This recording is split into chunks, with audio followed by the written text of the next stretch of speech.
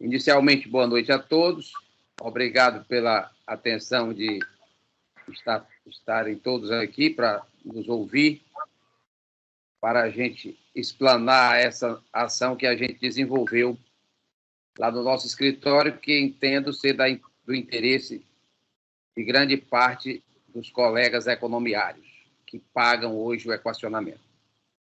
Bem, pessoal, como foi explanado e divulgado, essa ação é uma ação que busca isentar de imposto de renda os valores hipoteticamente recebidos e que são descontados a título de contribuição extraordinária, fazer com que não incida imposto de renda sobre essas parcelas, tá certo? Inicialmente, fazendo um pequeno histórico, começou a aparecer Brasil afora as ações que eu acredito que a maioria de vocês já tem conhecimento.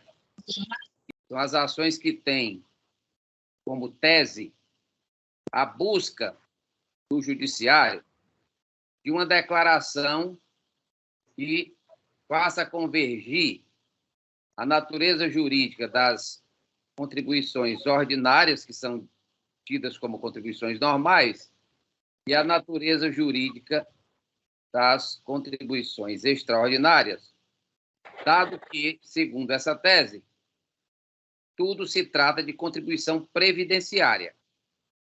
E se a contribuição extraordinária tem a mesma natureza jurídica da contribuição ordinária ou normal, é de se concluir que, pelo menos, aquele abatimento limitado a 12% da renda bruta seria também aplicável às contribuições extraordinárias. O judiciário vem dando provimento a essas ações e as pessoas que obtiveram êxito, muitas estão já obtendo o resultado desses êxitos. Entretanto, esses êxitos, eles não alcançam todo mundo. Eles só alcançam uma porção dos economiários. Por quê? Porque ao limitar em 12% o abatimento, em 12% da renda bruta, há pessoas, a gente tem que fazer uma análise separando as pessoas que estão ainda na ativa e as pessoas que estão já aposentadas. No caso, tanto como inativos assistidos, como também os pensionistas. Ora, e também a gente tem que fazer uma análise segundo o plano de cada um, se for saudado ou se for não saudado. Então, iniciando pelo pessoal saudado e assistido ou pensionista, esse pessoal que, quando aposentados, param de pagar a contribuição ordinária, para esse pessoal, tudo bem, eles vão poder auferir o resultado dessa ação até o limite de 12% da renda bruta, certo? Ou seja, quem estiver pagando contribuições extraordinárias até o limite de 12% da renda bruta e for aposentado, saudado, esse pessoal já está satisfeito com essa ação que já existe e já está tramitando e já tem obtido sucesso em muitos tribunais. Ocorre o seguinte, que quem está nessa mesma situação, mas paga além de 12% da renda bruta, vai ficar com um pedaço dessa contribuição de fora da isenção, certo? Existem também os aposentados, assistidos ou pensionistas que são não saudados. Os não saudados, como todos vocês sabem, eles, quando passam para inatividade, eles continuam pagando. Bem, então, os não saudados, assistidos ou pensionistas passam para a inatividade e continuam a pagar as contribuições normais ou ordinárias. Ora, esse pessoal que está nessa situação e já paga 12% ou mais de contribuição normal ou ordinária, esses não terão nenhum benefício com essa ação que já está correndo, que eu vou chamar de essa ação ordinária. Ordinária no bom sentido, porque já está de conhecimento público. Então, é um grande público que ficou também sem essa cobertura. E quem é desse mesmo público e paga menos de 12%, vai poder apenas usufruir de um percentualzinho para completar os 12%. O restante da contribuição extraordinária vai ficar de fora. Ok? O pessoal da ativa, que todo mundo já paga a contribuição ordinária, então esse pessoal nunca vai usufruir na integralidade do que essa ação propõe, que essa ação ordinária. Exatamente por isso, porque quem está na ativa já paga um percentual de contribuição normal e paga também a extraordinária. Eu acho que vocês já compreenderam que essa ação que está em curso, ela não atende à integralidade das pessoas, porque a tese baseia-se exatamente na identidade de natureza jurídica das contribuições extraordinárias em face das contribuições ordinárias, e, por óbvio, as contribuições ordinárias ou normais já padecem de uma limitação de até 12% da renda bruta. Bem, diante desse cenário, e é um cenário até que eu me coloco em causa própria, porque eu sou não saudado, inclusive eu cheguei a contactar com um advogado aqui de Fortaleza, que já faz esse tipo de ação e que vem ganhando, e eu ia contratá-lo para o meu caso. Quando eu fui me aprofundar na questão, eu verifiquei que essa tese dele não servia para mim e mais para um percentual da torcida do Flamengo. Certo? E aí nós resolvemos partir para estudar o caso de forma mais aprofundada para saber se existia uma saída que atendesse a esse pessoal que não estava sendo agraciado com a tese dessa primeira ação. E foi depois de muitos estudos que a gente chegou à elaboração dessa tese que está fundamentando essa ação que eu estou propondo aqui hoje. E a tese, ela se baseia exatamente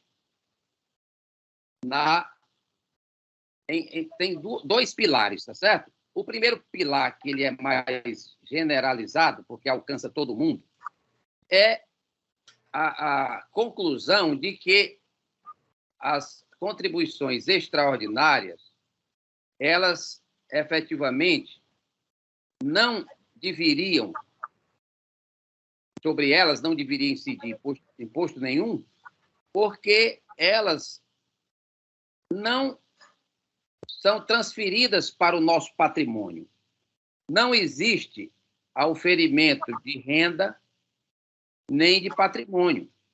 Então, se não existe transferência de renda, nem de patrimônio, nem de proventos, não há enriquecimento. Não havendo enriquecimento, não há fato gerador. Não havendo fato gerador, não há como o imposto incidir. Tá certo? Então, essa é a base da nossa tese. Depois que a gente analisou e estudou legislação, Código Tributário Nacional, jurisprudências e doutrina, nós verificamos que, para que haja imposto, tem que haver fato gerador. E para que haja fato gerador, tem que ter havido transferência de renda. E a transferência de renda, ela tem que atender a dois princípios. Tem que haver disponibilidade jurídica e disponibilidade econômica, tá certo? No caso da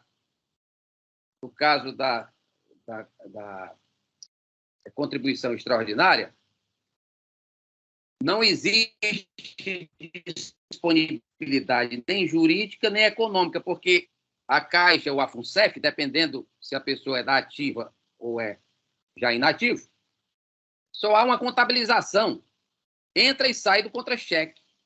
Ou seja, não houve efetiva disponibilidade do numerário em favor do contribuinte, em favor do beneficiário do fundo de pensão, nem em favor do assalariado, que é o empregado da Caixa ainda da ativa. Perceberam?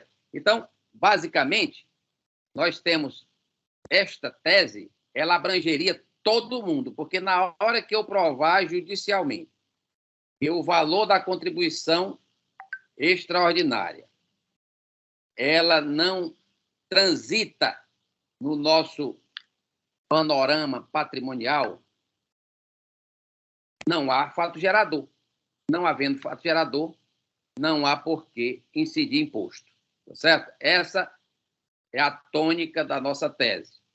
Existe ainda uma tese auxiliar que ela se presta para o pessoal aposentado, porque neste caso do aposentado, essa verba sequer existe. A verba contribuição extraordinária para nós aposentados, ela é uma ficção contábil. Por quê? Porque o fundo está deficitário. O que é um fundo deficitário?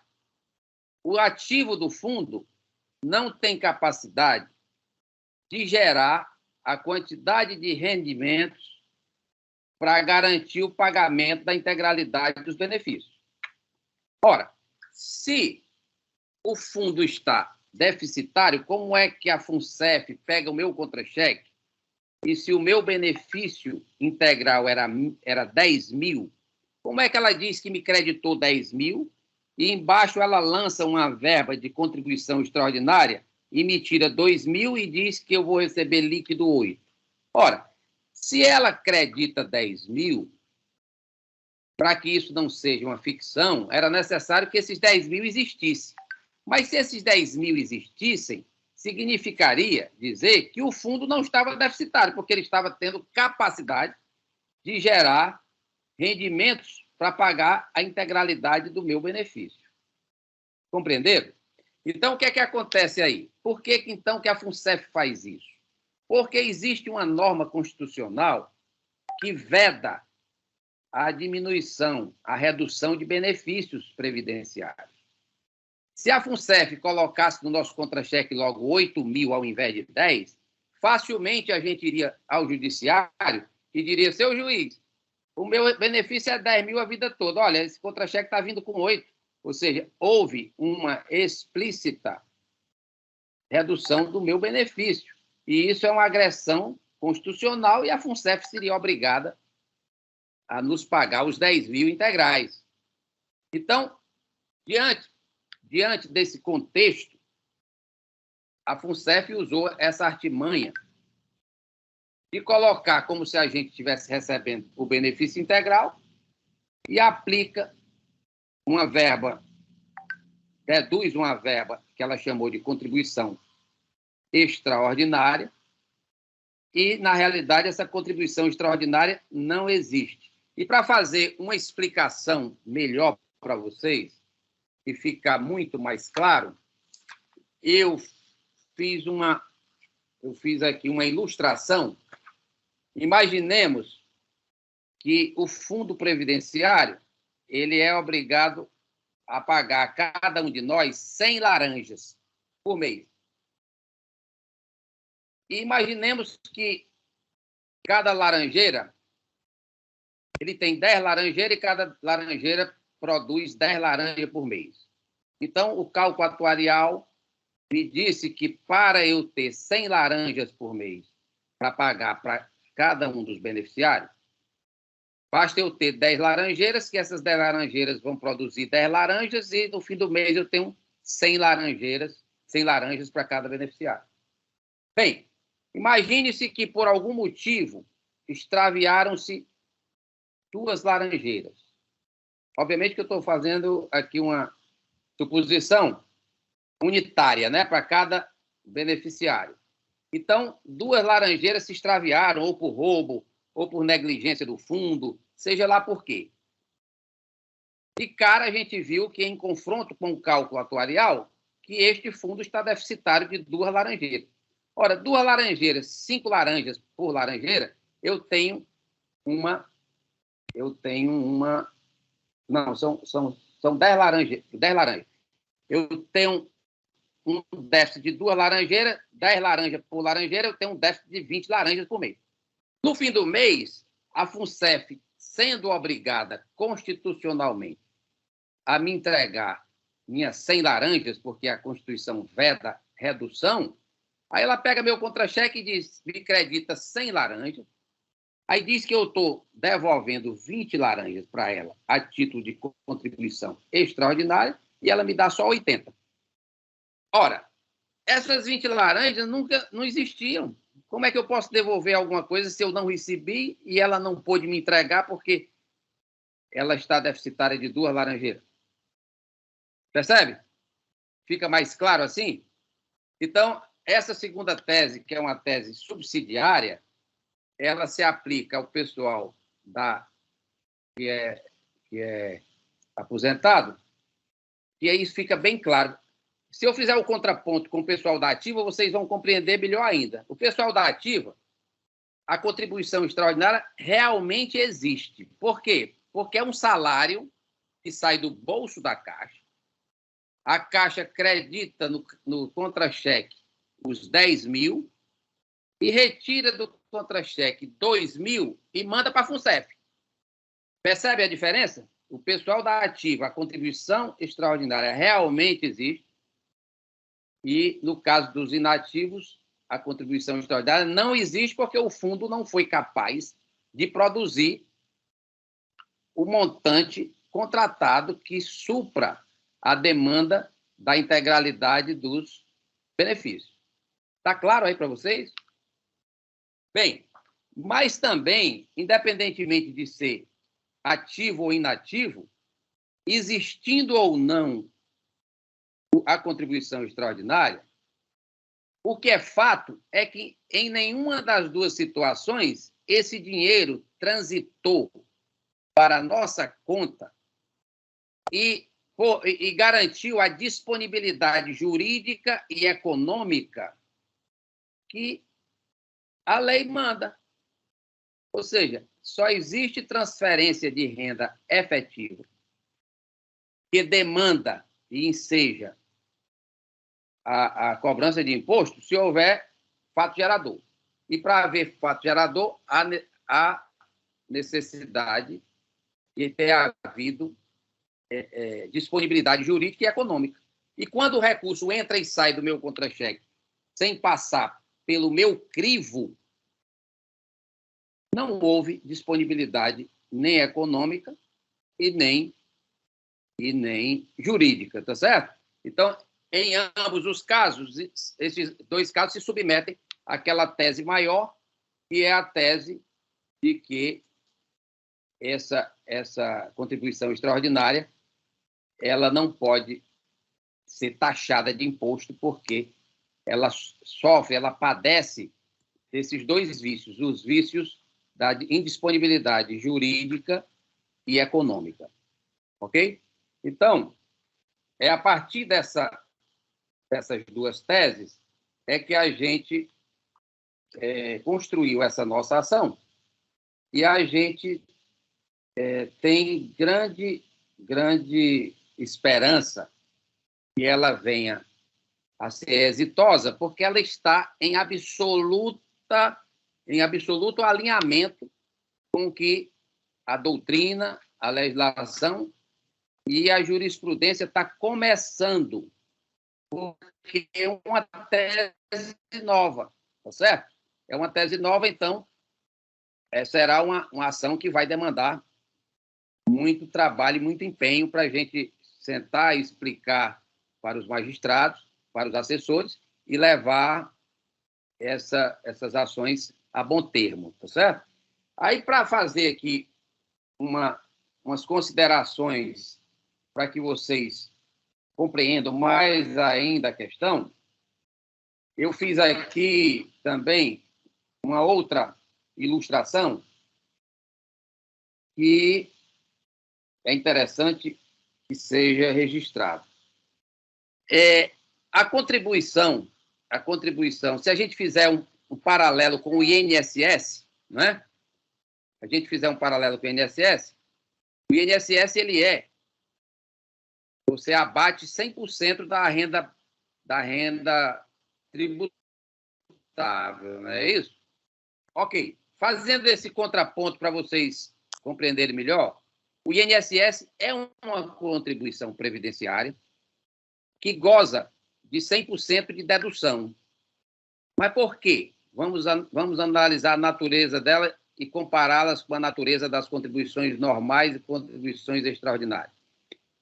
A contribuição previdenciária do INSS existe, porque é cobrada do empregado da ativa, o dinheiro sai do patrão a título de salário, vai para o contra-cheque, e aí, por imposição legal, essa contribuição previdenciária pública, que é o INSS, é retirado do patrimônio do trabalhador e entregue na mão do INSS. Tá certo? Então, quanto à existência disso, não tem dúvida. Nisso, ele se equipara à contribuição normal e extraordinária para o pessoal da ativa, no nosso caso, né? Em relação ao Fundo Previdenciário Privado.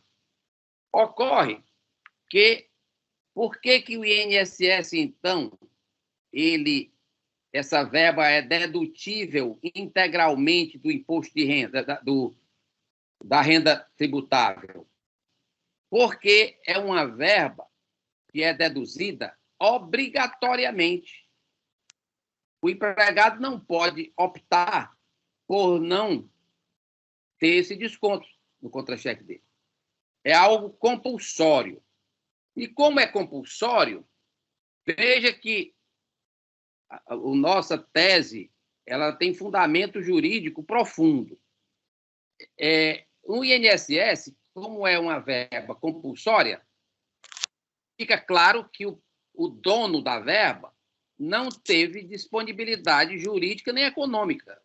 Ela só foi para o contra-cheque dele e saiu. É uma verba que existe, mas é uma verba que não alcançou nem esquentou o banco do patrimônio do destinatário, né, do assalariado. Por conta disso, quando a verba do INSS é sacada do patrimônio do trabalhador e é feito de forma compulsória, não houve disponibilidade econômica nem jurídica para ele. Por conta disso, não houve trânsito de verba, receita, nem renda, nem patrimônio.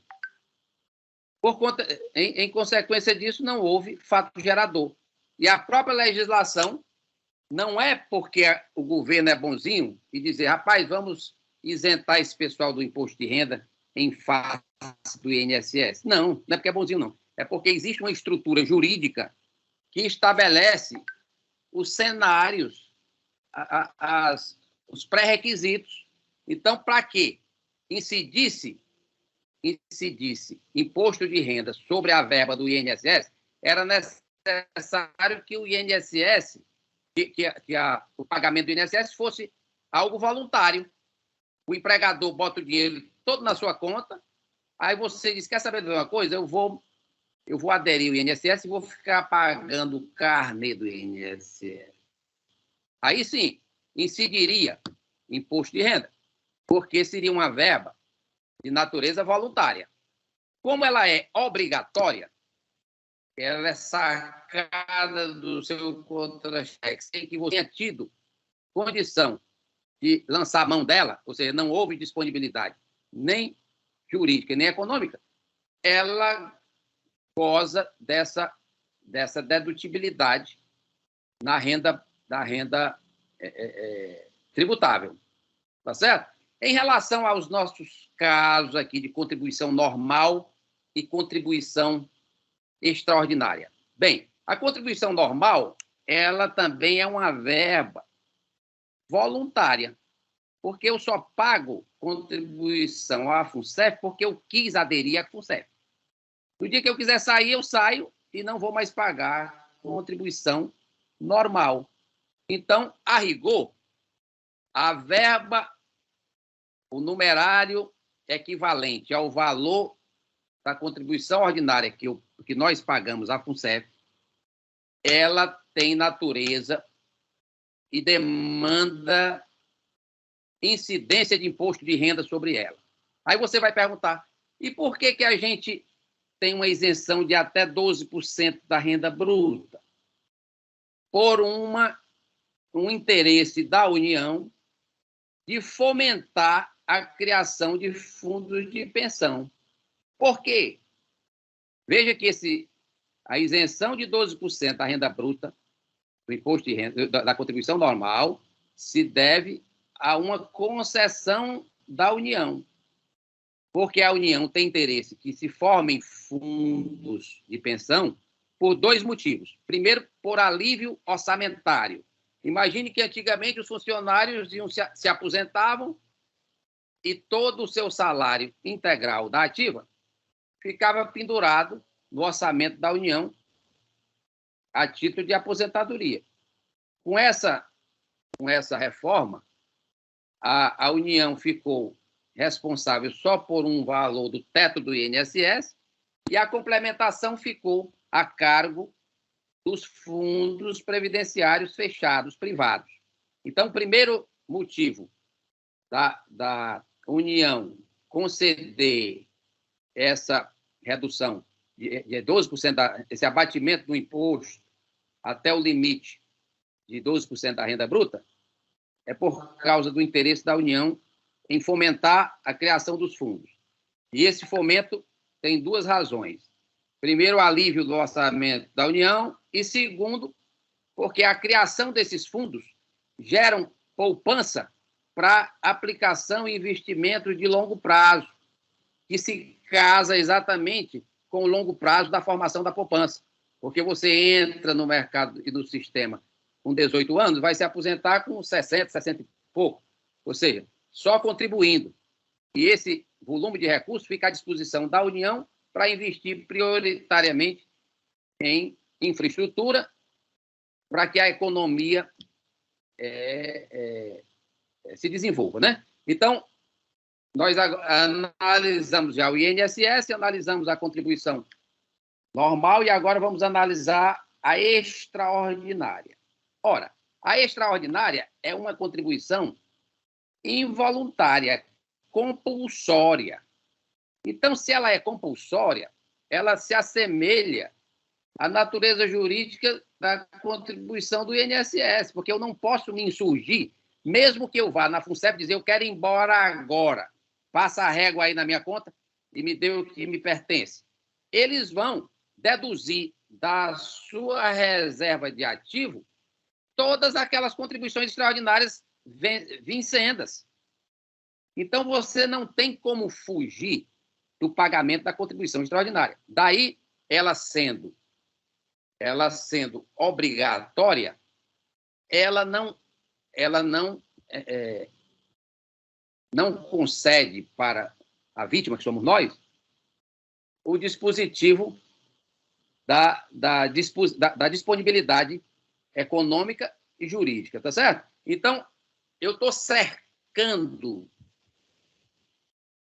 essas questões para vocês compreenderem que a tese tem cabeça, tronco e membros. Não é uma coisa jogada de longe. Ela tem lógica porque ela se baseia na legislação, na jurisprudência e na doutrina, tá certo? Deixa eu ver se tinha mais alguma coisa aqui que eu queria aqui passar para vocês. Mas, basicamente, o teor da tese é esse que eu passei para vocês. Eu vou abrir agora um espaço para vocês fazerem as perguntas. Aí eu pedi que quem fosse querer perguntar, que levantasse a mãozinha aqui, que tem uma possibilidade aqui de levantar a mãozinha. Pode levantar a mãozinha até no sistema, mas vamos lá. Felipe, pode falar. Abra o microfone. Doutor, é só para ter ideia, quando é que vocês vão entrar com essa ação efetivamente? Essas ações, nós fechamos toda a petição inicial recentemente. Nós estudamos muito esse caso, porque a gente não gosta de entrar com nenhuma aventura jurídica, tá certo? Essa peça passou pelas mãos de diversos advogados do nosso escritório, especialistas em direito tributário, e eu só chamei essa live depois que estava com a ação pronta, tá certo? Então, tecnicamente, eu estou pronto para entrar a qualquer momento. Qual foi a nossa preocupação em viabilizar isso para o maior número de pessoas? Eu fui buscar conversar com os presidentes das associações que já são conveniadas conosco para as ações civis públicas, do equacionamento, tá certo? E a gente chamou essa live de hoje, ela era só com os presidentes dessas associações, mas eles acharam melhor alargar essa live e chamar logo os associados, porque aí os associados já participam da live e perguntam, tiram as dúvidas que porventura tiverem, tá certo? Então, tecnicamente, nós estamos prontos para entrar a qualquer momento, tá certo? Mais alguma pergunta? Certo. Rosimeire, por favor. Eu tenho uma pergunta. Eu faço parte de um processo civil de contribuição extraordinária pela APCF Paraná. Já fazem 2 anos que eu me beneficio na minha declaração de imposto de renda, através de um tutorial. A minha pergunta é, eu posso participar da ação de vocês? E parece que saiu uma liminar cancelando esse tutorial para a gente pegar o resgate, o retorno, porque eu pago, aí eu entro com recurso, caio na malha fina, entro com recurso, aí me tiram da malha fina. Parece que tiraram, tem uma liminar, eu ainda não achei, descobri isso hoje, estou indo atrás. A minha pergunta é, eu posso desistir dessa ou entrar junto com a Ervidose e lá no final eu decidir qual eu quero? Quem é que está falando? Sandra Marques. Sandra? É. Sandra, é o seguinte, você primeiro vai ter que olhar a sua condição pessoal. Se você pagar a contribuição extraordinária até o limite de 12% da renda bruta, você está satisfeita por esta ação que você já participa. Tá certo? Então, você tem que fazer essa verificação. Se a sua contribuição extraordinária extrapolar os 12%, digamos que você pague 20% da renda bruta, você só vai se beneficiar até 12%. Os 8% vão ficar de fora. Aí caberia você entrar conosco. Tá certo? E como você falou da questão da tutela antecipada, eu gostaria de fazer um registro aqui para alertar vocês. Quando se trata de ações tributárias, eu fico muito receoso com tutelas que aliviem de imediato a carga nas costas do contribuinte, mas que, por algum motivo, lá na frente, isso venha a ser revertido nos tribunais superiores, a Receita Federal vem para cima de você com multa de 20, mais 70 e mais Selic. Tá certo? Então, aí você vai me perguntar, então vocês aí estão pensando em tutela antecipada? Estamos. Mas de que maneira? A nossa tutela antecipada é requerendo que o juiz determine que a Caixa ou a FUNCEF, dependendo se a pessoa é da ativa ou se é inativa, recolha essa parcela do imposto aderente à contribuição extraordinária em depósito judicial. Porque se lá na frente a gente ganhar, a gente levanta o depósito. Se a gente perder, a Receita levanta, você não paga multa, não paga Selic, não paga nada, tá certo? Então, é uma cautela que eu colocarei aqui para vocês, porque você pode dever a todo mundo, menos ao fisco, viu? O fisco é pesado. Mais alguma pergunta? Rosemary? Doutor Paulo, boa noite a todos. Em relação a essa tese que o senhor está mencionando, né, se eu entendi direito, é diretamente ligada à comprovação de que não existe fato gerador e, por isso, não pode existir pagamento de imposto de renda. É isso, né? Tá. Só que essa fundamentação já tem na ação que está sendo movida aqui no Paraná pelo doutor Tiago Krieger.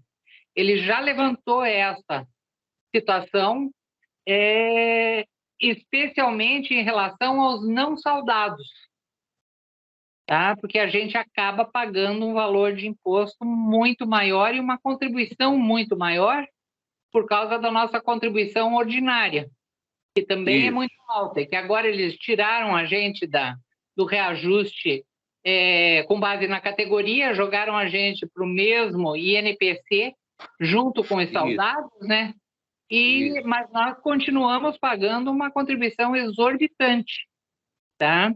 Essa questão que o senhor explicou aí no início, relacionada à não existência de valor para pagamento da gente agora, eu tinha a concepção de que nós estamos reduzindo o valor para evitar que a gente chegue lá na frente e não tenha dinheiro para pagar. Não que ele não exista agora, tá? Na verdade, é só um artifício contábil, realmente, para tirar do nosso rendimento e deduzir a contribuição extraordinária. Então, o valor ali, realmente, ele tramita só contabilmente.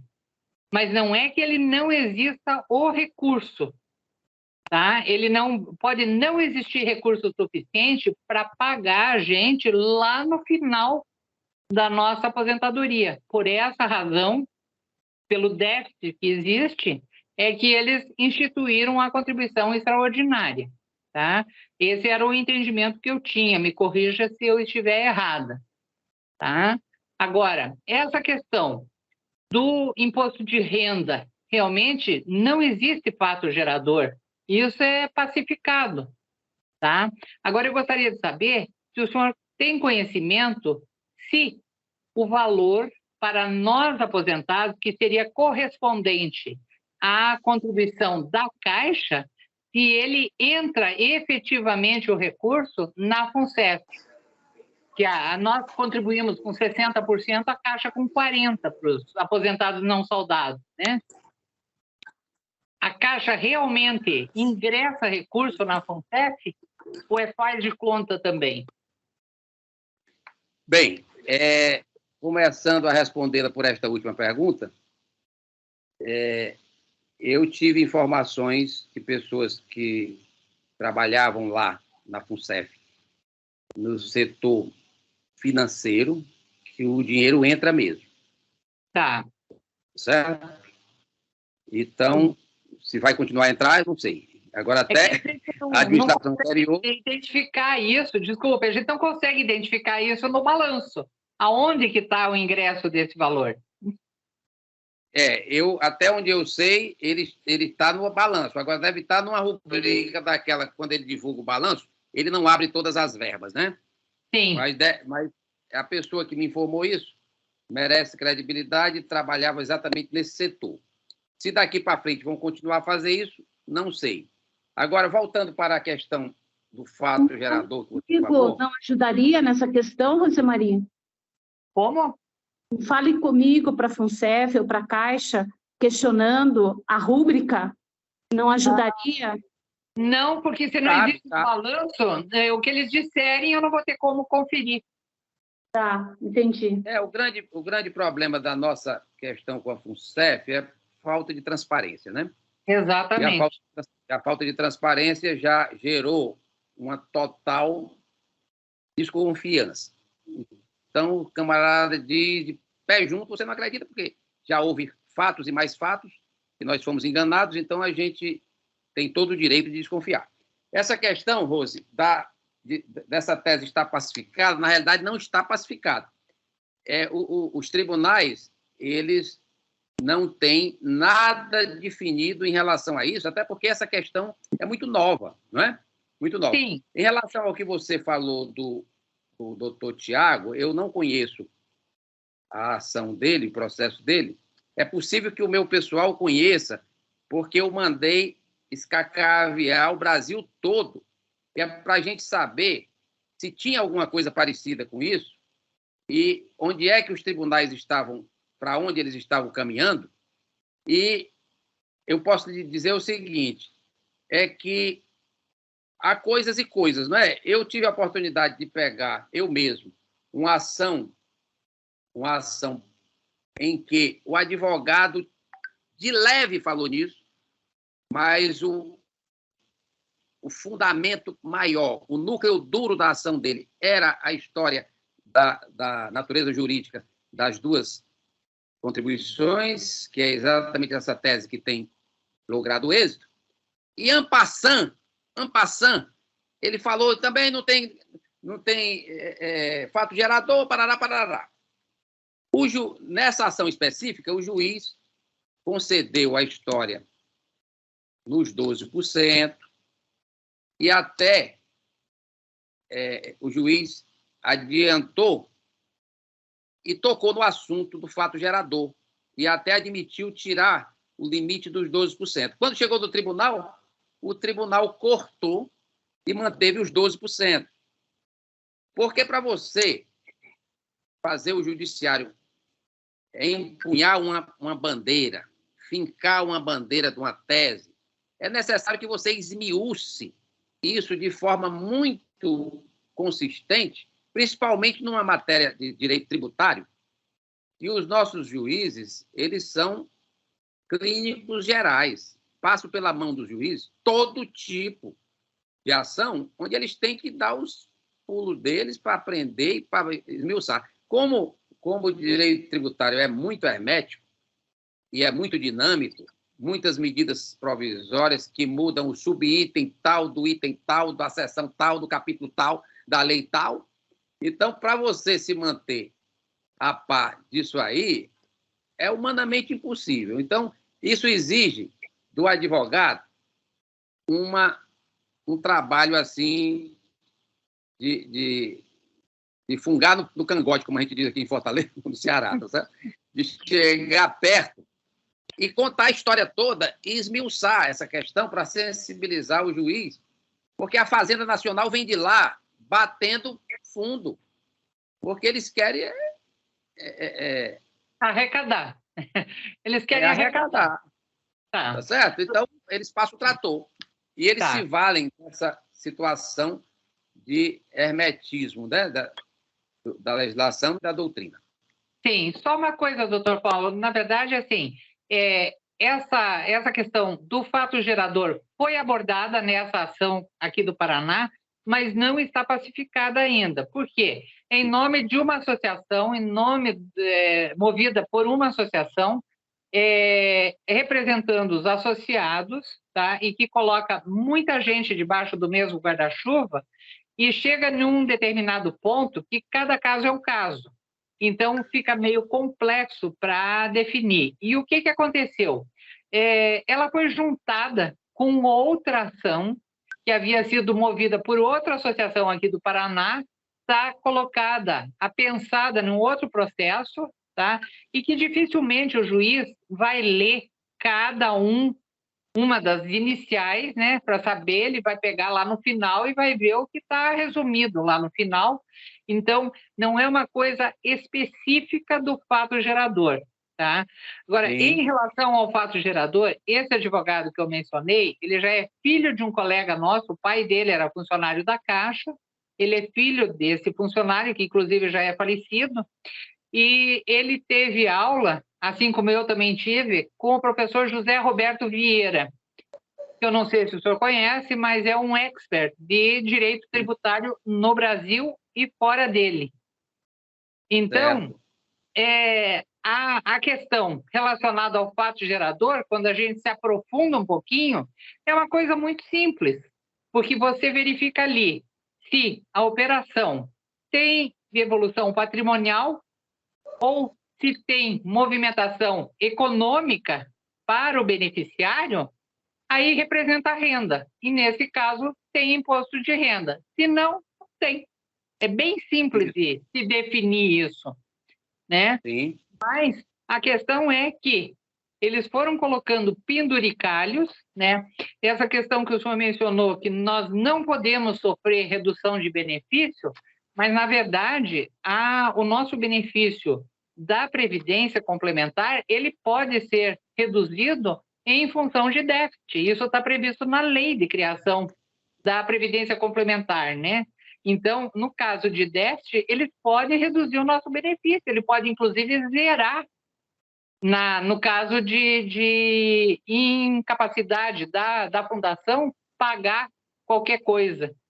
Então, ele realmente é diferente do salário, que não pode ser reduzido, né? Mas o benefício da Previdência pode. Não é bem assim, viu, Rose? Não é bem assim, porque você tem aí uma concorrência de leis, e a Constituição é a lei máxima. No capítulo, no artigo em que a Constituição veda a redução de benefício previdenciário, no capítulo da Previdência Social, o artigo, salvo engano, 201, fala da Previdência Pública, que é o INSS, e o artigo 202 fala da privada fechada de fundo de pensão. Os fundos de pensão estão fundados na Constituição Federal.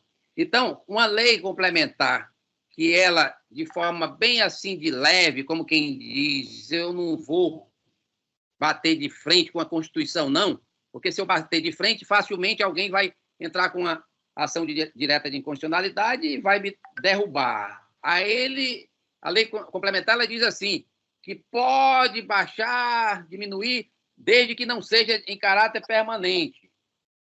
Tá certo? Ou seja, é uma azunhada na Constituição. Isso, como os fundos de pensão começaram a sofrer com esses déficits de forma mais para agora, né? Mais recentemente, é que o judiciário está começando a ter que enfrentar esses problemas. Mas esse artigo da lei complementar ele é inconstitucional, tá certo? Eu não sei se você está participando. Eu não sei se você está participando desse curso que a gente promoveu com o Saucier. Não, eu não tinha condições de participar, doutor Paulo. Pois nesse curso fica muito claro que lá no primeiro mundo, na Europa, existe uma coisa sagrada para o sistema. É o benefício de quem já é assistido ou pensionista. No caso de déficit do fundo, quem assume primeiro é a empresa, depois, antes de ser a empresa, são os seguros, porque eles têm fundos de seguro, né? Depois é a empresa e, em último lugar, é a própria União. O que é certo é que o aposentado não pode ficar sem o seu benefício. E não é porque a União seja boazinha, não. É porque eles sabem que o sistema de fundo de pensão é um sistema agregado ao sistema econômico. É com o dinheiro dos fundos que se constrói as infraestruturas, que os parques industriais vão se assentar sobre essa infraestrutura. E, pelo outro lado da ponta, os beneficiários assistidos e pensionistas, eles são consumidores que mantêm as indústrias trabalhando. Percebe? Enquanto aqui a visão que se tem dos beneficiários de fundo de pensão é que é um bando de marajá que está pendurado nas tetas da União, lá no primeiro mundo eles têm noção do que isso representa, porque uma quebra de um fundo desse sai puxando os outros fundos todinhos, porque existe é um sistema, não é uma coisa isolada, né? E a partir disso, ele sabe o que significa crise social. Na hora que quebra um fundo desse, que isso atingisse o recebimento e a renda das pessoas, o Estado ia ter que chegar junto com saúde, com remédio, com uma série de gastos que hoje o idoso, Sim. ele mesmo sustenta, porque ele recebe a aposentadoria dele, e fora isso ele continua no nível de consumo e consegue manter o parque industrial fornecendo, produzindo e gerando emprego, tá certo? Então, Sim. essa questão aqui, a gente tem a mania de copiar as coisas do primeiro mundo e a gente tem uma tal de uma tropicalização que normalmente é para pior, né? Para piorar. Mas... Nem sempre funciona, né? Infelizmente. Pois é. Mas, doutor Paulo, eu sei que tem outras pessoas que estão aguardando. Eu só gostaria de saber uma última coisa, por favor. A sua ação relacionada ao fato gerador, ela vai ser basicamente para discutir o mérito do fato gerador no caso da contribuição extraordinária e até da ordinária, ou será uma ação de adesão de várias pessoas que vão estar albergadas nessa ação e que a gente teria que participar, porque ou o senhor discute só o mérito, né, ou nós juntamos um pessoal que vai ingressar para se beneficiar desse mérito.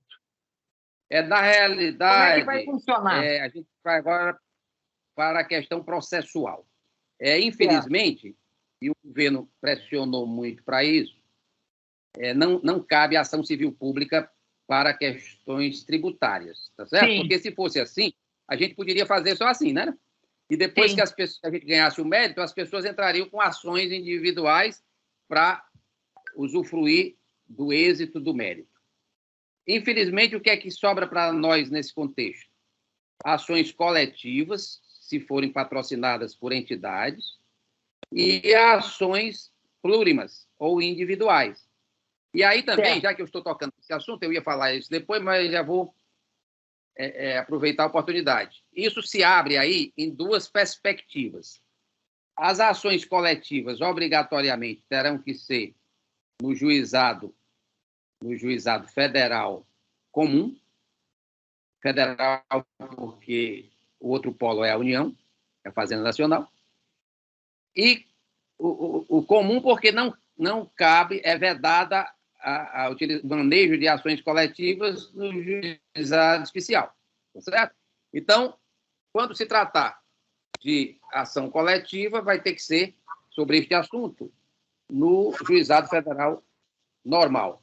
No juizado especial, eu abro uma possibilidade para entrar com ações plurimas, mas por óbvio que cada juizado especial ele limita a 5 pessoas ou 10 e tal, para pessoas que têm a restituir, a receber de restituição do que já pagaram nos últimos 5 anos, porque a gente busca isso nessa ação também, valores abaixo de 60 mil.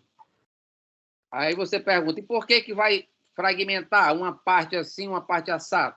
Porque a gente tem que usufruir de todos os caminhos que a lei permite, até porque o juizado especial ele tem uma tramitação mais rápida e os desdobramentos recursais dele são mais reduzidos, tá certo? A ação normal, no juizado normal, ela tem primeira instância, segunda instância, terceira instância, pode chegar até o Supremo. Enquanto que o juizado especial, não. Ele tem um alcance mais menos longo, né? Mais curto. Primeiro é o Júlio.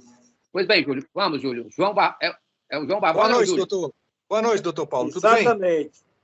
Boa noite, Júlio, Exatamente. né? Isso, Júlio Nicola. Eu sou de Brasília. Eu sou aposentado e sou Reg Replan saudado.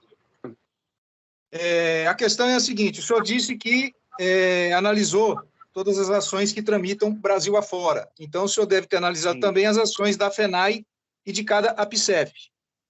No caso aqui da APCEF Brasília, nós temos a liminar, que ainda está aguardando decisão ainda do mérito na segunda instância, mas nós temos liminar que está apartando o valor da contribuição, que seria sobre a contribuição extraordinária, e está sendo depositado em juízo. Então, neste caso, a gente não correria o risco de, lá na frente, se perder a ação, de ser penalizado com juros e correções aplicados pela Fazenda Pública.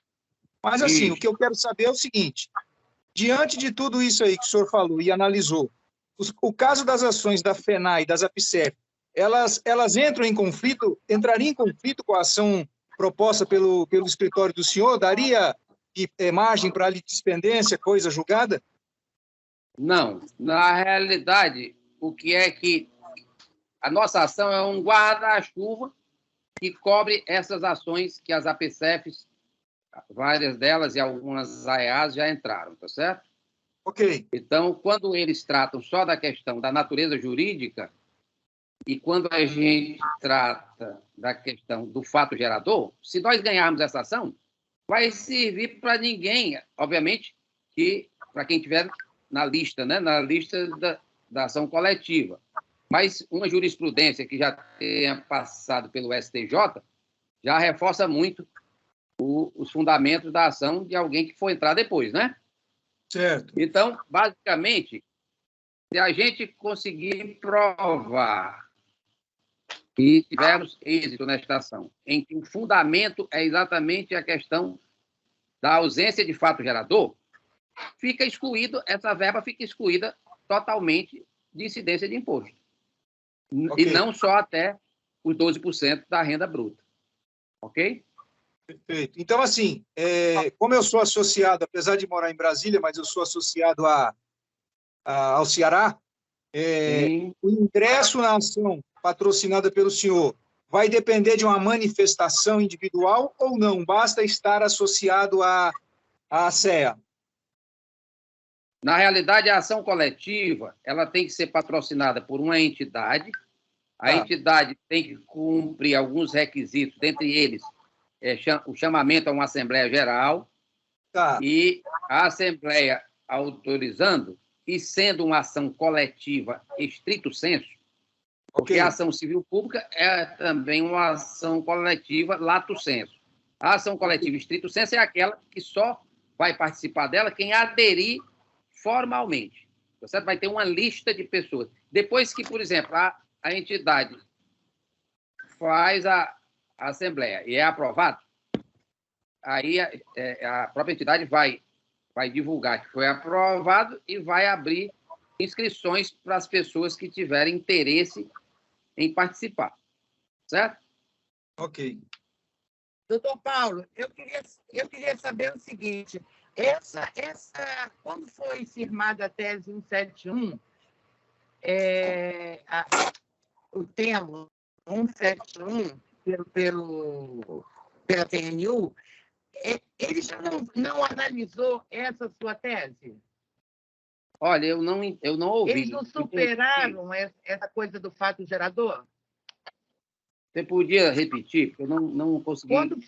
Quando foi firmado o tema 171 pela TNU, uma tese parecida com essa sua já não foi analisada? Olha, uma coisa é você, porque o judiciário ele é uma árvore de muitos ramos.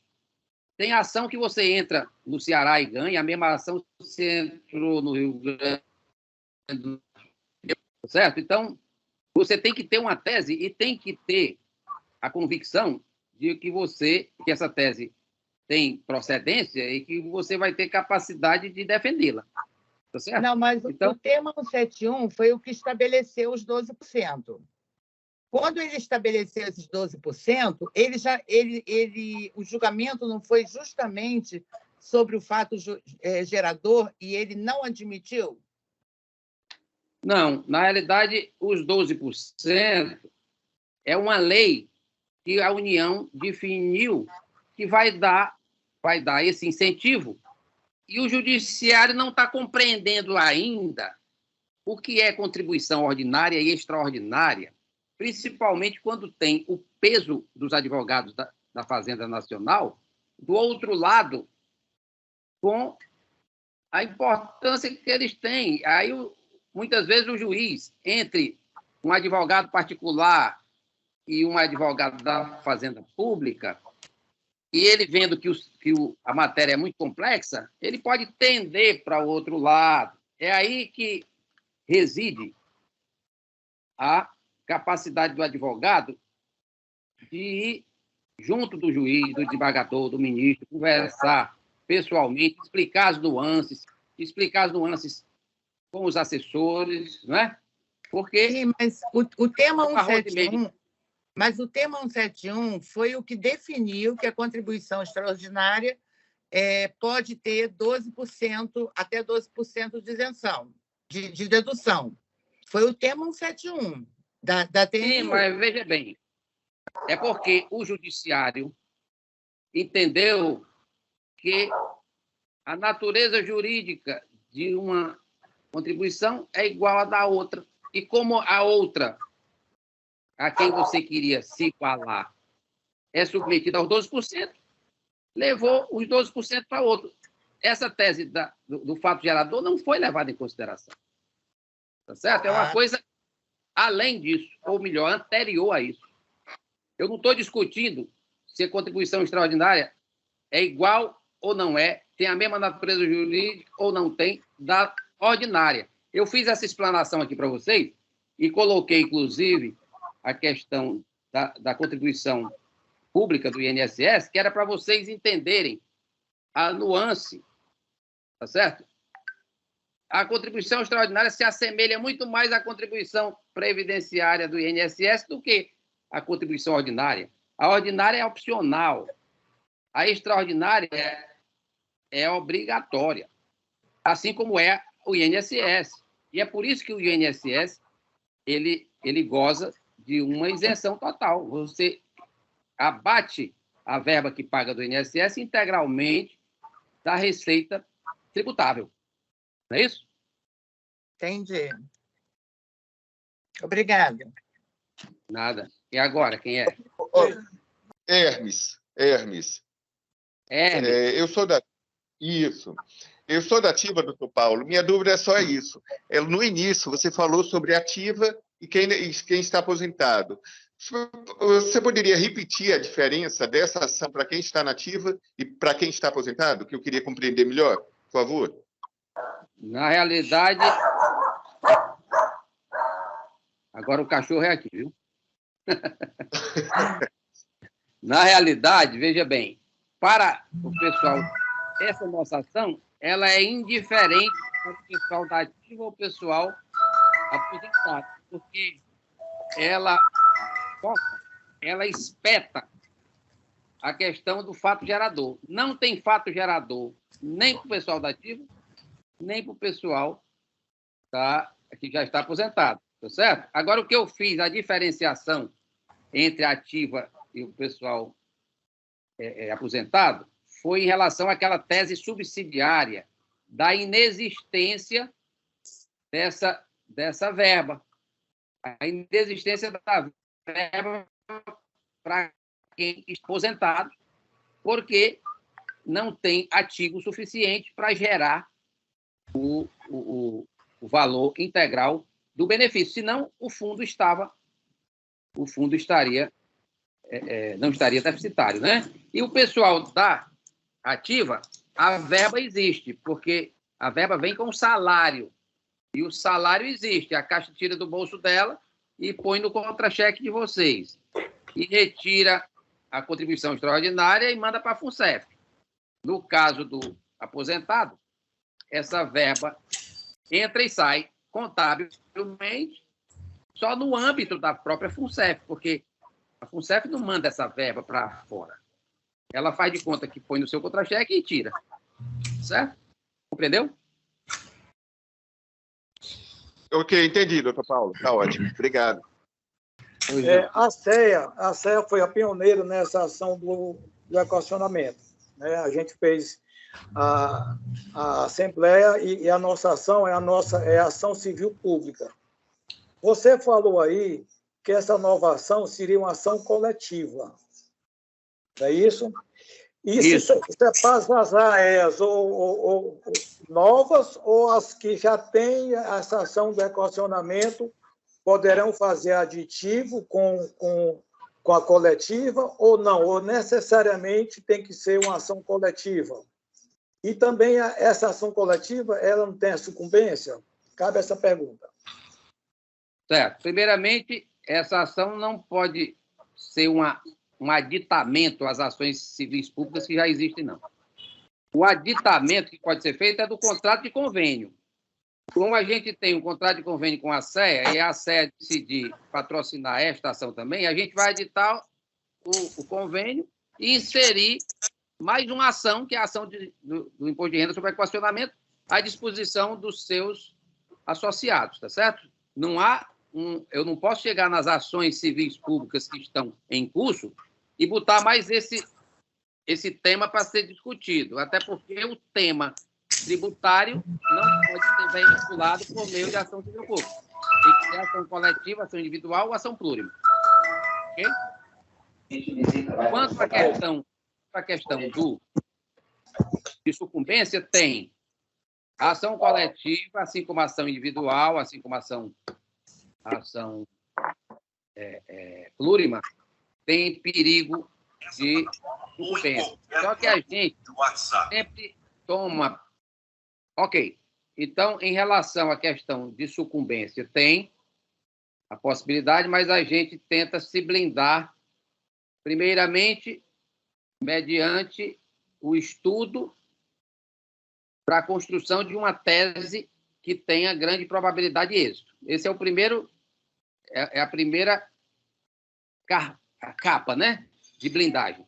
A segunda capa é a gente pedir um valor de processo, um valor de ação mais baixo. E terceiro é pedir a justiça gratuita, né, que no caso da grande maioria dos assalariados é concedido, tá certo? Então, tem esses três níveis de proteção, né? Ok, doutor Paulo, muito obrigado, hein? A próxima, Ana Beth, agora. Chegou a sua vez, Ana Beth. Finalmente. Doutor Paulo Sérgio, eu não sou grande conhecedora contábil, mas ouvindo a Rosemary, e eu fui beneficiada por aquela ação de bitributação. E quando eu, desde o início, tenho perguntado, já perguntei ao senhor, à SEA, sobre essa ação de imposto de renda, porque, no meu entendimento, está havendo um débito para cobrir futuros pagamentos de pensão. Ora, isso vai gerar uma bitributação, porque se somos tributados agora e seremos tributados no futuro, então não faz sentido. Ou isenta agora ou vai ter que isentar lá na frente. Quando é que vai saber o que está pagando em cima desse pagamento extraordinário? Então, a minha pergunta é, não cabe um item qualquer sobre bitributação, porque isso foi reconhecido pela Receita e foi devolvido imposto de renda que pagamos se não foi agora. Eu fui uma das beneficiadas pela ação de bitributação e tive que refazer minhas declarações de imposto de renda, se não me falha a memória, de 2004 a 2009, e recebi tudo, porque se a FUNCEF cobra contribuição extraordinária visando um pagamento no futuro, né, que não teria renda para pagar no futuro, não pode tributar agora, porque vai estar tributando no futuro também, quando recebermos a pensão. Então, se não cabe algum questionamento nesse sentido, porque a bitributação foi aceita na Receita Federal e recebemos impostos que tinham sido pagos anteriormente. É só essa a minha pergunta. E isso é pergunta / sugestão, se não cabe incluir isso. Ana Beth, você é da ativa, né? Não, sou aposentada, não saudada. Ah, tá bom, ok. Aposentada não é igual saudada. A mim. Você é igual a mim. Igualzinho. Agora é o seguinte, essa sua pergunta é muito pertinente e nós temos um capítulo na nossa petição inicial falando sobre a bitributação também, tá certo? Então, veja bem, quando a gente vai fazer uma petição inicial, a gente entra com a tese principal, e aí a gente vai dizendo, ainda se assim Vossa Excelência não entender, tem essa outra tese aqui. E se Vossa Excelência não entender, tem essa outra aqui. Porque a gente não sabe o que é que vai sair da cabeça do juiz, tá certo? E aí, isso acaba sendo até um outro nível de proteção em relação à sucumbência, porque se você ganhar qualquer uma das teses, você já não sucumbiu. E aí você não vai pagar sucumbência. Mas essa questão da bitributação, ela é pertinente porque, no caso de você emparelhar as duas contribuições, normais e extraordinárias, como tendo a mesma natureza jurídica, aí ela vai se submeter aos 12%, já que você também vai pagar lá na frente quando receber. Tá certo? Então, isso também está contemplado, viu, Ana Beth? Muito obrigada, doutor Paulo. Eu queria saber, era o seguinte, há 2 anos atrás, o seu escritório entrou com uma ação aí sobre as tábuas de mortalidade, né? E também não entrou com a retenção do imposto de renda sobre as contribuições extraordinárias junto? Ou entrou somente para aqueles valores até 12%? E agora você está entrando com essa nova ação acima de 12%, é isso? Não. Edismauro, as ações civis públicas que já tramitam em relação ao equacionamento, ela bate só na questão da responsabilização da Caixa para que ela pague o equacionamento sozinha. Tá certo? E essas ações, por que são 3? Porque, aliás, são 4.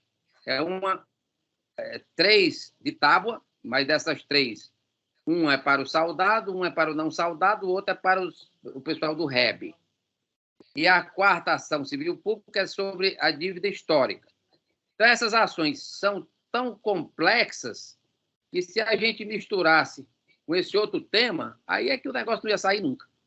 Tá certo? Então, a complexidade do outro tema já é mais do que o bastante para a gente deixá-la sozinha, tramitando, para ver se a gente obtém sucesso. Tá certo? Essa do imposto de renda é uma ação que ela decorre também da questão do equacionamento, né? Porque aqui no Ceará a gente diz além de queda cois. Ou seja, além da gente pagar um equacionamento indevidamente, porque nós não demos causa, a gente ainda paga imposto de renda sobre um valor que você não está recebendo, não está oferindo. Ou seja, é uma pancada muito grande, uma pancada atrás da outra. Ok, Edmauro? Ok, muito obrigado. Por nada. O próximo é Carlos Alberto. Eu pediria quem for sendo atendido já abaixar a mãozinha, por favor. Tá? O próximo é Carlos Alberto. Ok. Doutor Paulo, a pergunta que eu queria também, já em parte já foi respondida, quando respondeu uma colega, que cada caso é um caso.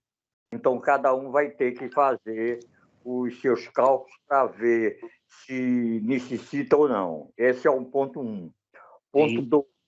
Não sei se eu teve tempo de dar uma olhada que eu lhe mandei aqui de Pernambuco, eu sou de Pernambuco, né?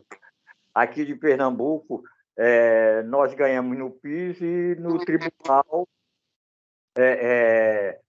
tanto como é que se diz? Tanto o não pagamento quanto os 12%. E a Receita levou para o STJ. Está lá os dois, né?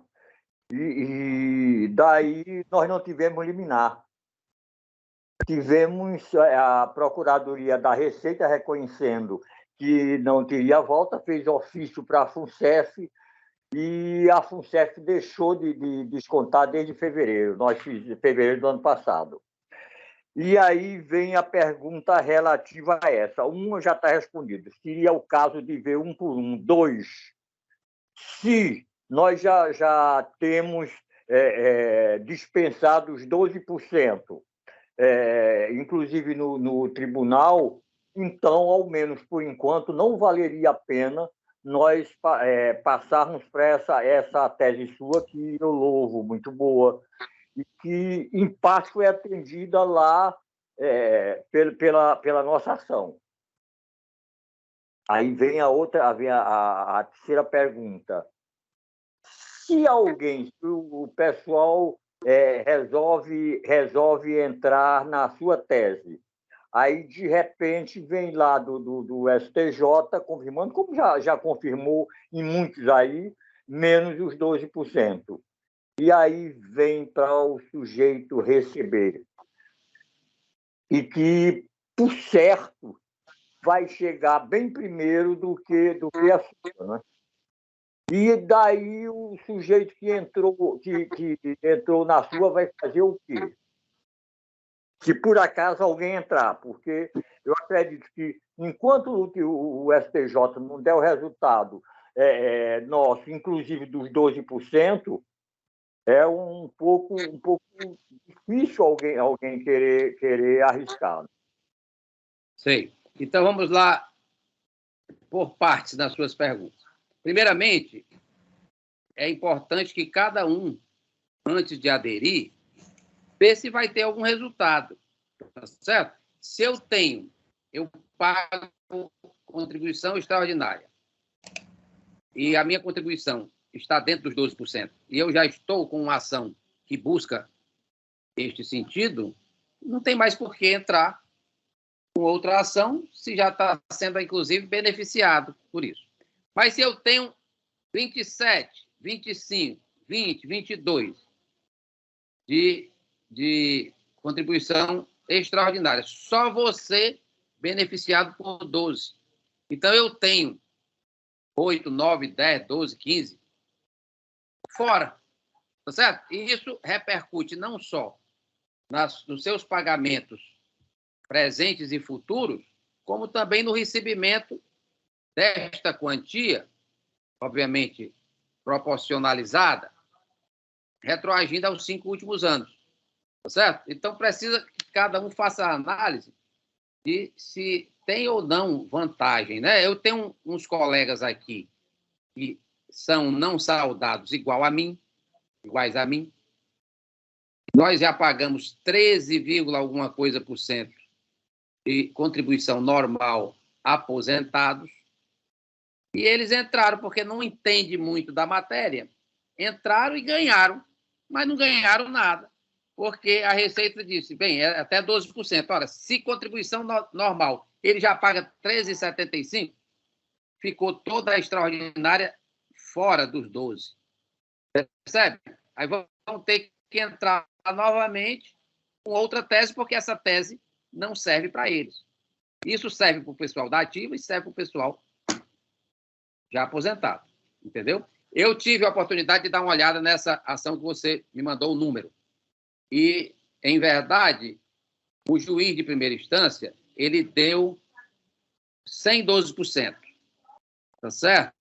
Ele até tocou muito rapidamente na questão do fato gerador. Mas faltou fundamento, tá certo? A petição inicial, ela está muito genérica. E para um assunto desse, você tem que ser muito específico e encher de fundamentos jurisprudenciais, legais e doutrinários. Se você quiser, porque o tribunal é muito mais técnico, né? Chega lá, ele olha a técnica e vê que já tem jurisprudência lá, as pampas sobre os 12%, e aquilo que diferencia a nossa tese do fato gerador para dos 12% não foi bem defendido, ele vai com o que ele já tem. E eu vi que vocês, tanto a parte autora como a Fazenda Nacional, entraram com RESP. Existem 2 RESPs lá no STJ para serem julgados. Ok? Ok. Agora o tribunal deu também retirou também os 12%.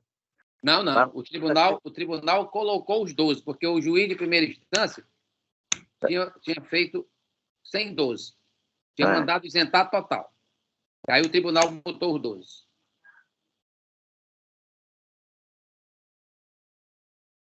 Ok? Mas Tem mais alguém? Boa noite. Doutor Paulo. Doutor Paulo, a minha pergunta é bem simples, é com relação a se essa ação for exitosa, se ela retroage ao início de quando nós começamos a pagar o equacionamento. Retroage 5 anos. Certo. Certo. Obrigada. É só isso. Mais alguém? Sou eu, doutor Paulo, Marise. Opa, Marise. Tudo bem? Tudo. Então, doutor Paulo, nós fomos da associação e nós temos esse tipo de ação tanto na AEA como na PSEC. E porque os nossos associados são comuns, a gente tem uma parceria por lá.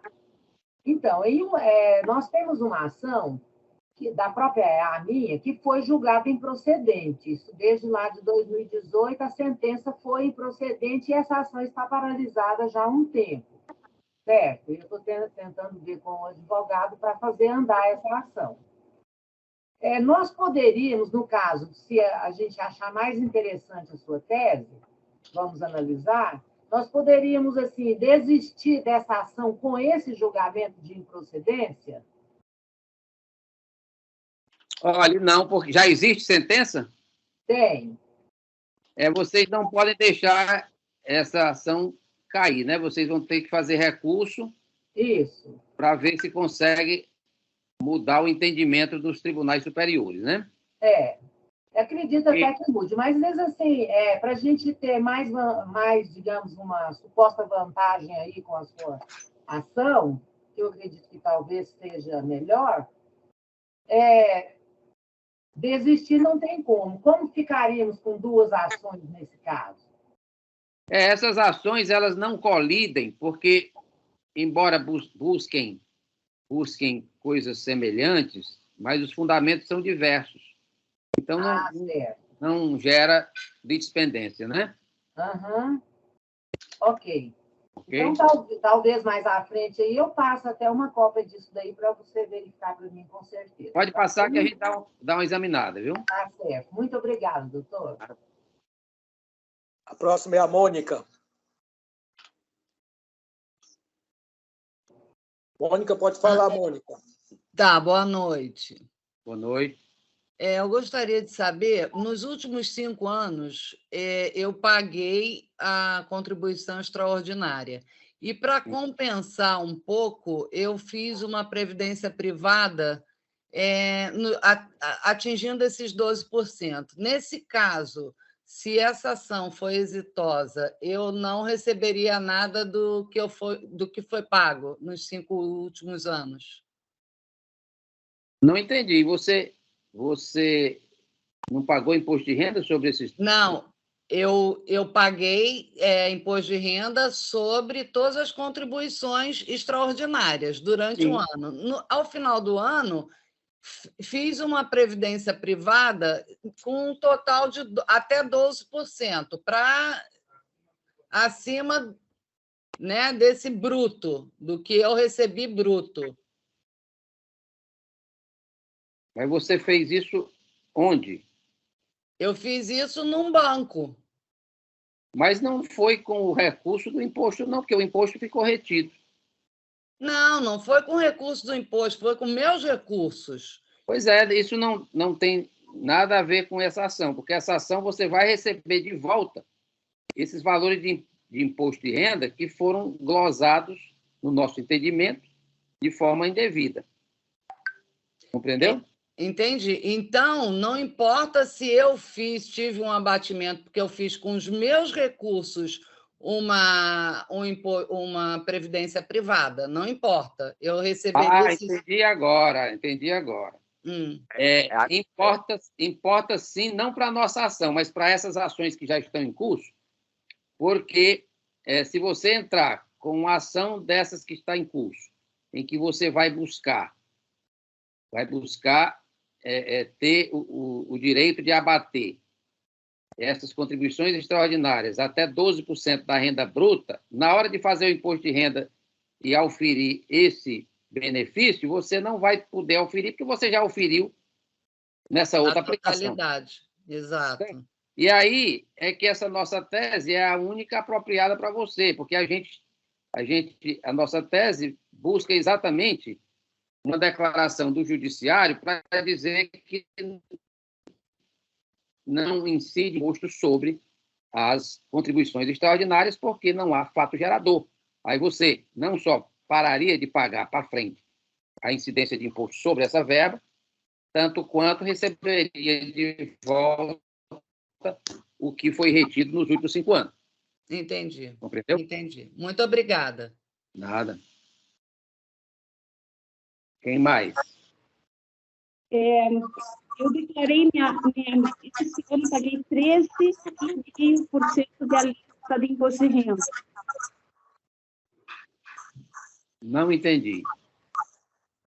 Então, Sérgio, ela está dizendo que fez as contas e está pagando acima de 12%, 13,5%. Ela é não saudada? De você é não saudada? Márcia, você é não saudada? Saudada. Você é saudada e paga acima de 12% de quê? De contribuição extraordinária? Aquela lista efetiva de imposto de renda. Repita aí, por favor. Alíquota efetiva de imposto de renda. Entenda, esses 12% não é a alíquota de imposto de renda. Esses 12% é o limitador, 12% da renda bruta, é o limite máximo que você pode abater na sua renda tributável da rubrica contribuição previdenciária normal. Não é a alíquota de imposto de renda. Eu amanhã mando uma mensagem pedindo a fórmula para fazer essa conta. Ana, pode abrir o microfone. Doutor Paulo? Pois não. É a Sandra, doutor Paulo. Pois não, Sandra. Eu estava na lista, né? É o seguinte, o Júlio já respondeu o meu questionamento logo lá no início, com relação àquelas ações que a gente já tem retenção de imposto de renda judicial. Só confirmando, realmente, se a gente entrar com ação com o seu escritório, não tem problema, e na época é só desistir, mas não tem como desistir, né? Porque já tem ação em andamento. Eu fiquei meio em dúvida. O meu está sendo retido numa conta judicial, meu imposto de renda. Você podia me esclarecer, por favor? Em verdade, você precisa fazer aquela análise, né? Se você já paga somente a contribuição extraordinária, você é saudada ou não saudada? Eu sou saudada. Então você e é aposentada? Aposentada, saudada. Então você só paga contribuição extraordinária. O que você precisa saber é se essa contribuição extraordinária que você paga está no limite de 12% da renda bruta. Porque se tiver, essa ação que você está nela já lhe resolve o problema. Eu não entendo como é que essa questão de... Oi, desculpa, pode falar. Não, pode dizer. Eu não entendo como é que é essa questão. O meu contra-cheque vem INSS e FUNCEF junto. Eu não entendi essa alíquota de 12%. Eu pego o meu salário da FUNCEF, multiplico por 12% e verifico se as 3 contribuições extraordinárias estão acima desse valor, é isso? Você soma com o do INSS também. É a renda bruta tributável, né? Uhum. Você soma o do INSS com o da FUNCEF e calcula 12%. Esse é o limite que vai lhe orientar. Aí você soma as 3 contribuições extraordinárias. Se tiver menor que esses 12%, essa ação já lhe resolve, porque você vai ter o abatimento integral dessas 3 contribuições extraordinárias, né? Vai depender da renda tributável. Se tiver acima, meus 3 parcelas de contribuição extraordinária estiverem maiores que os 12%, aí compensa entrar com a ação, é isso? Você vai fazer uma análise, né? Se for 12,1%, não vai entrar por causa de 1%, né? Mas se for 20%, aí já começa a ter efeito substancial, porque não é só deixar de pagar, é receber para trás o reflexo disso, dos últimos 5 anos. Compreendeu? Entendi, doutor. Tá, obrigada, boa noite. Boa noite.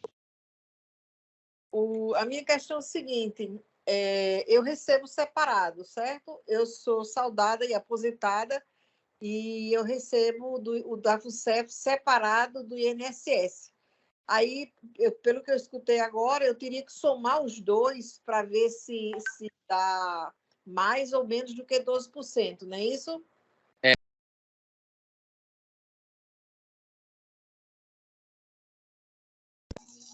Paulo Sérgio, liga o microfone, Paulo Sérgio. Tem alguém que está desligando meu microfone. Você, no final do ano, vai fazer a declaração e na declaração vão estar os 2 rendimentos. Ainda que você receber os rendimentos separadamente, pode lhe dar algum ganho mensal, porque o cálculo do imposto de renda retido na fonte vai ser menor, mas quando chegar no fim do ano, você vai ter que apropriar os 2 rendimentos e o sistema faz automaticamente os 12% da renda bruta, da soma dos 2. Compreendeu? Eu tenho uma pergunta, o doutor Paulo. Pois não? O senhor falou, essa questão dos 12%, o senhor falou aí, eu vou somar as 3 contribuições extraordinárias. No meu caso, deu acima de 12% da renda bruta. Deu um valor até, assim, substancial, sabe? Eu acho que compensa por causa do retroativo, né, que vai ter. Então, sim, nesse caso, eu vou entrar com essa outra ação, não, eu entraria com essa, que o senhor falou do fato gerador, e como que vai ser o procedimento, a gente vai passar os nomes, como que vai ser feito? A senhora é afiliada aqui à associação? Ao Simprev, né? Eu sou afiliada ao Simprev, Minas Gerais. Eu vou ter uma reunião com o Robledo para a gente, tendo havido essa live aqui, que a gente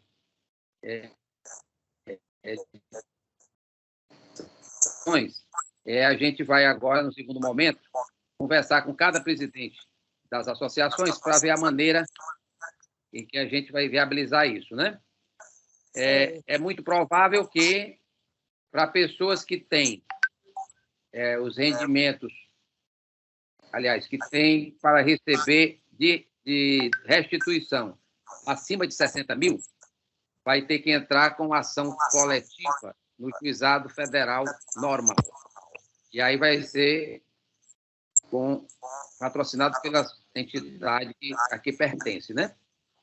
E se a pessoa tiver para receber de restituição abaixo de 60, a gente vai entrar com ações plurimas no juizado especial federal. Aí é mais célere. Compreendeu? Então, no segundo momento, a gente vai, depois de discutir com os dirigentes das diversas associações, a gente vai soltar um comunicado para vocês. Vai ser comunicado pelo WhatsApp mesmo. Isso. Né? Ou a própria associação vai divulgar na rede dela, dizendo a maneira como foi feita a contratação, né? Certo. Então, eu teria que aguardar, né? Isso. Tá. Ok. Quem mais está? Oi, é o seguinte, vocês pretendem fazer um formulário para para a gente ir analisando um a um, se você é isso, vai para cá, se não for, vai falar, entendeu?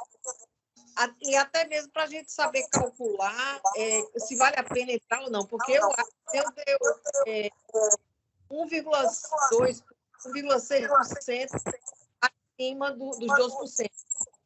Então, talvez não valha nem a pena. Não sei quanto é que vocês vão cobrar por essa ação. Com certeza, o meu vai ser um valor abaixo de 60 mil. Então, seria bom se vocês pudessem disponibilizar um roteiro para a gente analisar, né? Ou vocês vão querer ter esse trabalho 1 a 1? Porque, pelo que eu vi aqui, tem umas 200 pessoas nessa live hoje. Certo. A gente vai divulgar um tutorialzinho e no próprio... Nós temos um aplicativo que a gente já usou nas outras ações. E o aplicativo, ele é um roteiro que a pessoa vai preenchendo e vai escolhendo as opções de acordo exatamente com seu status, né? Com a sua situação particular. Pronto, tá, já facilita. Joia, ok. Tem ideia de quando é que isso vai estar disponível? Isso, acredito que até o final da outra semana a gente já deve ter conversado com todos os presidentes e na semana seguinte isso possivelmente já estará na mão de vocês. Ok, joia. Obrigada. Até porque a gente não quer demorar muito, porque quanto mais tempo você demora, você vai perdendo o último mês dos 5 anos, né? Porque a prescrição ela é parcial e é móvel. Isso. Quanto mais cedo a gente contratar, menos imposto retido a gente vai perder, né? Uhum. Exato. Ok, obrigada. Não, em parte você já respondeu. Vai precisar saber o montante de recursos que faz essa ação individualmente para saber a sede que você vai tramitar a ação. É apenas isso, não é isso? Você deve calcular isso 1 a 1, né? A gente vai colocar no nosso aplicativo, porque aí você já vai botando qual é o seu caso específico, para a gente já direcionar você ou para a ação coletiva, que vai ser no juizado normal, ou se você já vai ser colocado num grupo nas ações plurimas do juizado especial. Okay. E, por óbvio, nós vamos pedir também no aplicativo para você fazer o upload dos contra-cheques, não é? Isso. Ok, Paulo. Vou aguardar aí, então, a sequência de orientações. Ok, amigo. Um abraço. Obrigado. Boa noite. Vocês já têm os valores estimados, quanto que custaria por empregado para a ação, para quem aderir à ação? Nós estamos fechando isso com as associações vão divulgar oportunamente. Tá bom, obrigada. Doutor Paulo, fiz minha conta e deu 12,72%, não vale a pena. Sou aposentada saudável. Sim. E aí você precisa ver como é que está a sua ação, se está bem andada, se já foi sentenciada favoravelmente em primeira instância. Tá, vou ver. Obrigada, doutor. Boa noite, obrigada. Okay. Doutor Paulo, esse aplicativo, o senhor vai disponibilizar para nós também? Sim. Ou já foi disponibilizado? Não, ainda não. Ainda será. Tá. Ok, obrigada. Doutor Paulo, pois não? É Fátima que está falando. É o seguinte, como é que está a posição da nossa ação pelo Simprev? O senhor pode falar isso para mim? É porque eu estive fora do país e eu não me inteirei, não sei como é que está a situação. Então, o senhor poderia falar para mim? Jussara, você é saudada ou não saudada? Não é Jussara, não, é Fátima. Ah, é Fátima Salgueiro, é? É, isso. Você eu sou saudada, sou aposentada saudada. Saudada. Olha, eu prefiro que você me ligue amanhã. Tá ótimo. Eu dou uma olhada lá com o meu pessoal e aí eu já lhe digo uma coisa mais recente, né? Mais atualizada. É porque eu fiquei também com dúvidas, foi da tutela antecipada. Se você já liberou a tutela antecipada, eu não sei muito como é que esses termos, então eu também tive essa preocupação. Certo. Mas amanhã pode me ligar que eu lhe passo a informação. Pode ser por WhatsApp mesmo, doutor Paulo? Pode. Tá bom, então tá. Um abraço, senhor. Muito grata, viu? Tchau.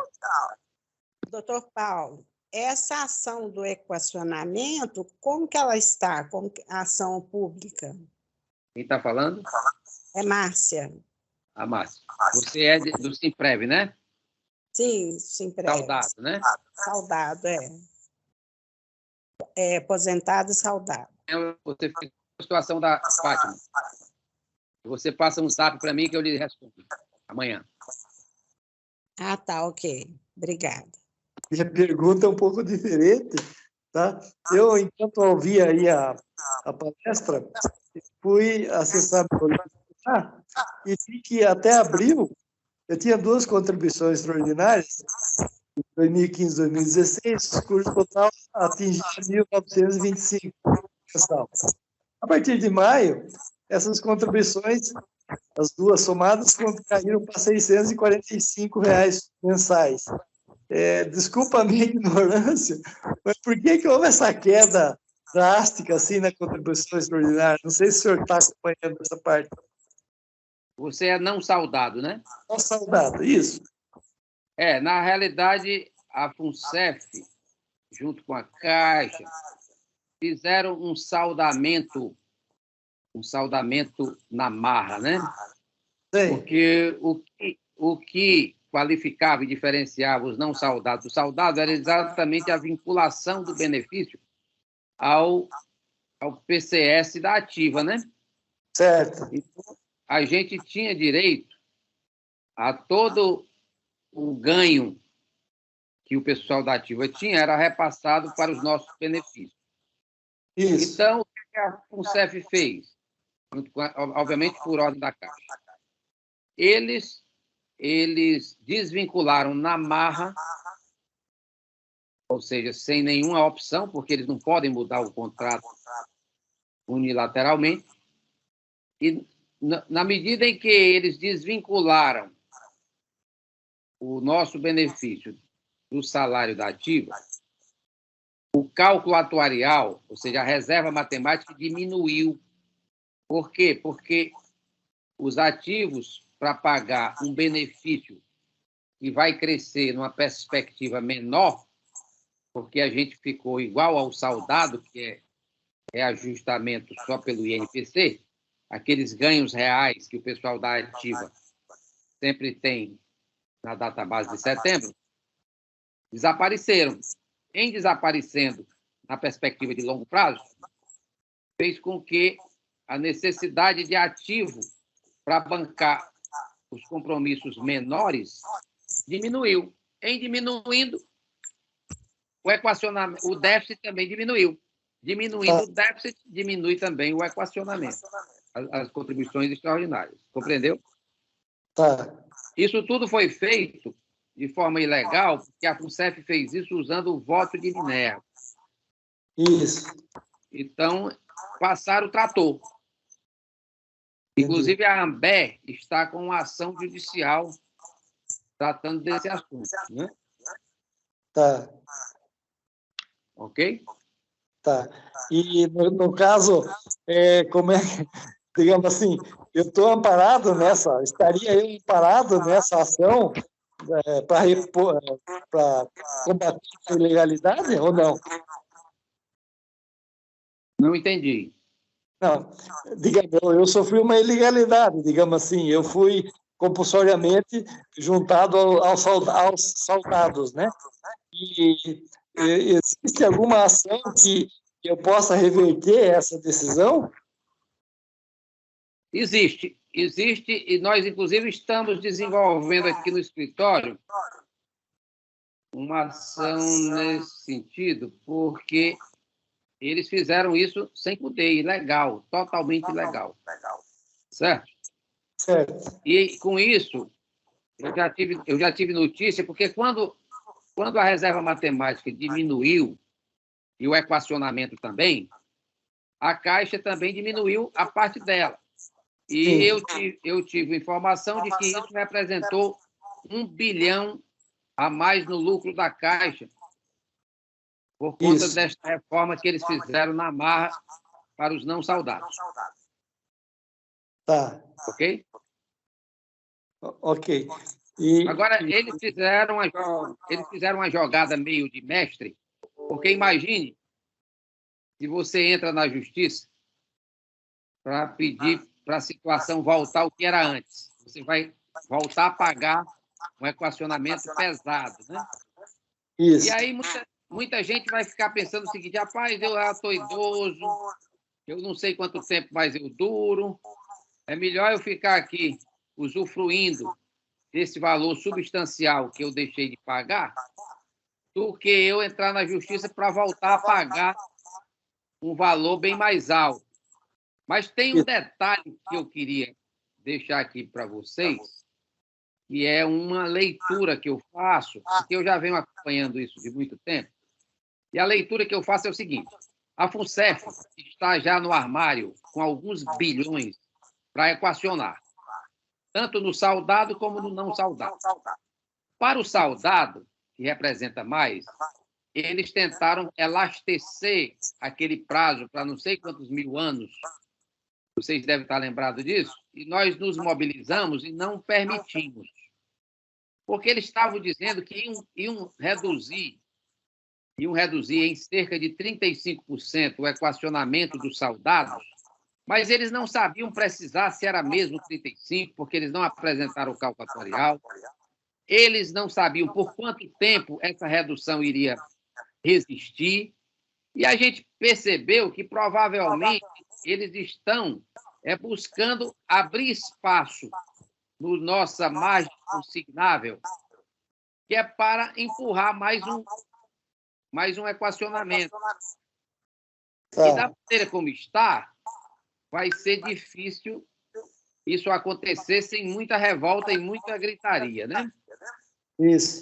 Como eles não puderam fazer essa dilação do prazo do equacionamento antigo para criar esse espaço de novo equacionamento, eles atacaram a segunda etapa que eles estavam vislumbrando fazer, que era dos não saudados. Fazendo o quê? Fazendo um saudamento na marra, diminuindo o valor do equacionamento que nós estamos pagando, mas para a gente conseguir absorver já um novo equacionamento e nos impor mais, ou seja, esse alívio que a gente está tendo, muito provavelmente vai ser por pouco tempo. Tá certo? Tá. Ok. Quando o senhor tiver essa ação aí madura, se eu pudesse receber uma informação, eu gostaria de entrar com essa ação para voltar a ser não saudável. Eu tenho interesse nisso. Ok.